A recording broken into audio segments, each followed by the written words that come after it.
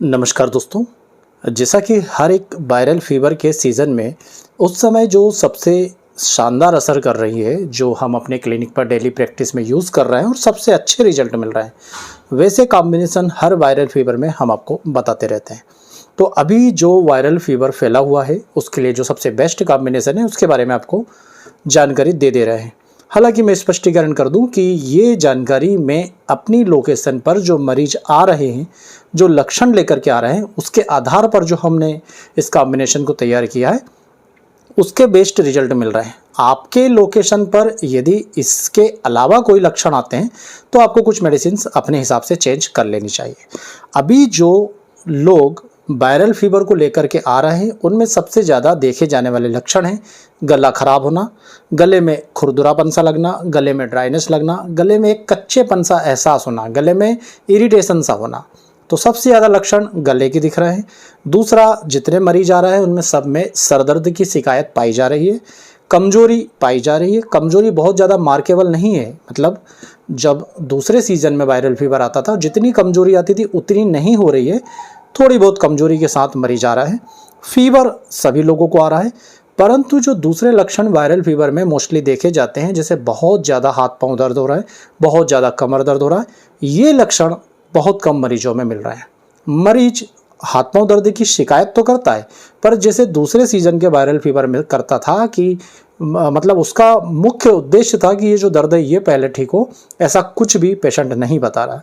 तो अभी के वायरल फीवर में जो मुख्य चीज़ें देखने में आ रही है वो है बनी रहने वाली सर्दी जो फंसी हुई है, मतलब बाहर नहीं निकल रही, सिर दर्द और साथ में गले का खराब होना बुखार के साथ, फीवर के साथ।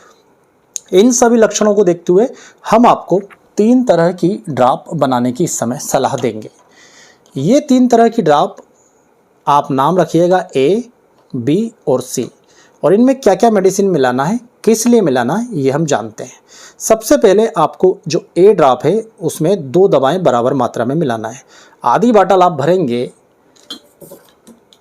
टिनोस्पोरा कार्डिफोलिया से। टिनोस्पोरा कार्डिफोलिया को गिलोय कहा जाता है शुद्ध हमारी हिंदी या भारतीय भाषा में, और आधी बाटल आप इसकी भरेंगे स्वेर्टिया चिरायता से।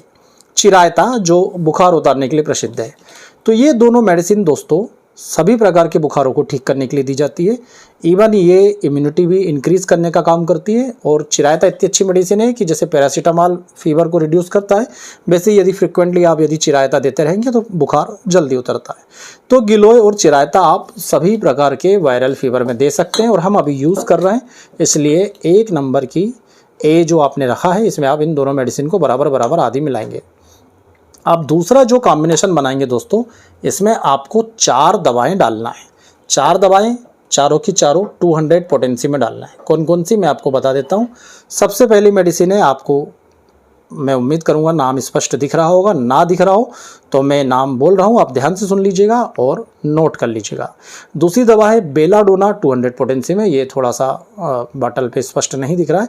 ये बेलाडोना 200 है दोस्तों, और ये क्यों है, क्योंकि ये फीवर उतारने के लिए बहुत अच्छी मेडिसिन है।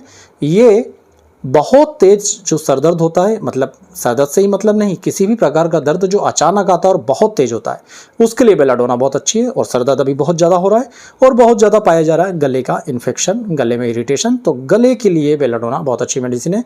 निगलने में होने वाला दर्द या गले में किसी प्रकार का इन्फेक्शन हो, चाहे वो फेरेंजाइटिस हो, चाहे लेरेंजाइटिस हो, चाहे टॉन्सिलाइटिस हो, सभी में बेलाडोना बहुत अच्छा काम करती है। गला यदि अंदर से देखने पर लाल दिख रहा है तो बेलाडोना अच्छा काम करेगी। दूसरी मेडिसिन है दोस्तों मर्कसाल 200। मर्कसाल 200 भी गले के लिए, जैसे एलोपैथी में एजिथ्रोमाइसिन होती है एंटीबायोटिक, गले के लिए काफ़ी अच्छा काम करती है, उसी होम्योपैथी में मर्कसाल उसी तरह से मानी जाती है। तो मर्कसाल यदि गले में, जैसा मैंने बताया, ड्राइनेस सी है, दर्द हो रहा है और साथ में लार संबंधित लक्षण भी नजर आ रहे हैं, तो मर्कसाल अच्छा काम करती है। गले और मसूड़ों से संबंधित सभी प्रकार के इन्फेक्शन में मर्कसाल जो होती है वो पहली प्राथमिकता होती है। तो इस कॉम्बिनेशन में दूसरी मेडिसिन है। तीसरी मेडिसिन है सेंगुनेरिया। सेंगुनेरिया हमने जो जमी हुई सर्दी है, बाहर नहीं निकल रही है, उसको ध्यान में रखते हुए, और जो असहनीय सर दर्द हो रहा है उसके लिए सेंगुनेरिया इस कॉम्बिनेशन में मिलाई है। और चौथी मेडिसिन है जेलसीमियम। जेलसीमियम भी हमेशा बनी रहने वाली सर्दी के लिए बहुत अच्छी मेडिसिन है। और यदि बहुत तेज सर दर्द हो रहा हो या सर में हमेशा भारी भारीपन लगता हो, या सबसे मुख्य लक्षण जो अभी के वायरल फीवर में आ रहा है कि जब आप सर नीचे करते हैं तो सर के सबसे ऊपर के हिस्से में पूरे गोल एरिया में दर्द होता है, तो वहाँ पर भी जेलसीमियम बहुत अच्छा काम करती है। और जेलसीमियम यदि किसी फीवर के दौरान या वायरल फीवर के दौरान यदि आपको कमजोरी हमेशा बनी रहती है, बिस्तर से उठने का मन नहीं करता, किसी भी प्रकार का कोई काम करने का मन नहीं करता, तो उस कमजोरी को भी जेलसीमियम दूर करती है। तो इस कॉम्बिनेशन में ये 4 मेडिसिन मिलाई गई है। मैं फिर से आपको दोहरा देता हूँ, बेलाडोना 200, मक्साल 200, सेंगोनेरिया 200 और जेलसीमियम 200 ये मिलाई गई है। जो मुख्य लक्षण आ रहे हैं सर दर्द, सर्दी और गले के इन्फेक्शन को ध्यान में रखते हुए, इसमें बेलाडोना फीवर को उतारने में भी मदद करती है। फीवर को उतारने में टिनोस्पोरा कार्डिफोलिया, गिलोय और चिरायता भी मदद करती है। बाकी दूसरे लक्षणों के लिए ये, तो ये 2 मुख्य अभी की मेडिसिन से, एक ए नाम रख लीजिए आप और एक का बी रख लीजिए। ए में आप ये दोनों मेडिसिन मिला लीजिए, बी में आप ये चारों मेडिसिन मिला लीजिए। अब ये सी जो है दोस्तों, ये ऑप्शनल है। ऑप्शनल क्यों है? क्योंकि इसमें वायरल फीवर की 2 प्रमुख मेडिसिन आपको मिलाना है। ये मेडिसिन है रस्टॉक्स 200 पोटेंसी में, यहाँ पर आप देख सकते हैं ये है रस्टॉक्स 200 और ये है इपेटोरियम पर्फ 200। और ये दोनों ही होम्योपैथी में वायरल फीवर के लिए सर्वश्रेष्ठ मेडिसिन है।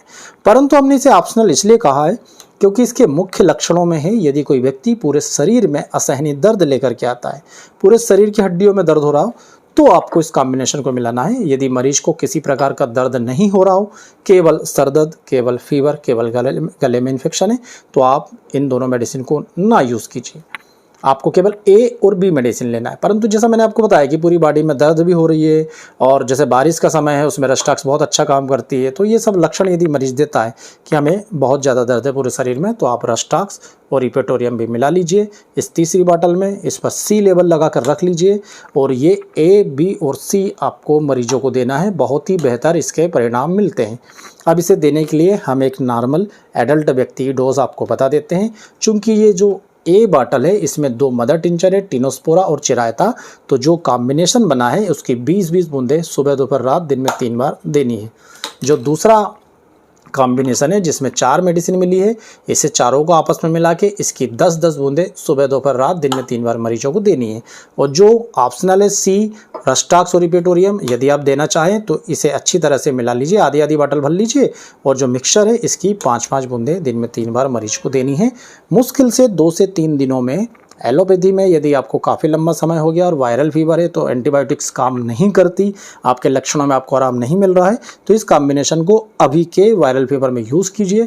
2-3 दिन की दवा काफ़ी है, मरीज पूरी तरह से ठीक हो जा रहा है, किसी प्रकार की कोई दिक्कत नहीं जा रही है। तो इसी प्रकार के प्रैक्टिकली यूज़फुल होम्योपैथिक कॉम्बिनेशन देखने के लिए आप हमारे चैनल से जुड़े रहिएगा। वीडियो को लाइक ज़रूर कीजिएगा और चैनल को सब्सक्राइब करके जाइएगा। आप सभी का बहुत बहुत धन्यवाद।